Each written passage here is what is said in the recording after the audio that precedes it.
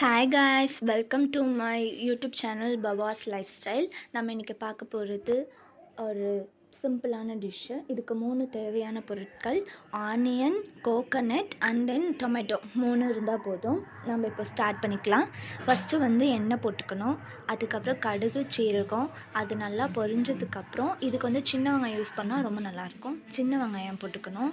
நல்லா வதக்கினதுக்கப்புறம் கருவேப்பிலை ஆட் பண்ணிக்கணும். அதுக்கப்புறம் டொமேட்டோ ஆட் பண்ணிக்கணும். நம்ம கட் பண்ணி வச்ச டொமேட்டோ போட்டுட்டு அதுக்கு கல்லுப்பு போட்டிங்கன்னா சீக்கிரமாக வேந்துடும்.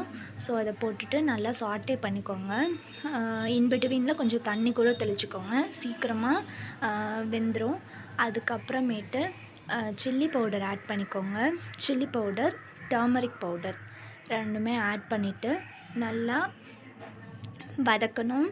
வதக்கினதுக்கப்புறம் மூடி போட்டு கொஞ்ச நேரம் மூடி வச்சிங்கன்னா உங்களுக்கு சுவையான தக்காளி தொக்கு ரெடி ஆயிரும். இதுக்கு மெயினான இன்க்ரீடியண்ட்டே கோகனட் தான். கோகனட்டை துருவி அது கொஞ்சம் டெண்டரியாக இருந்தால் இன்னும் சூப்பராக இருக்கும்.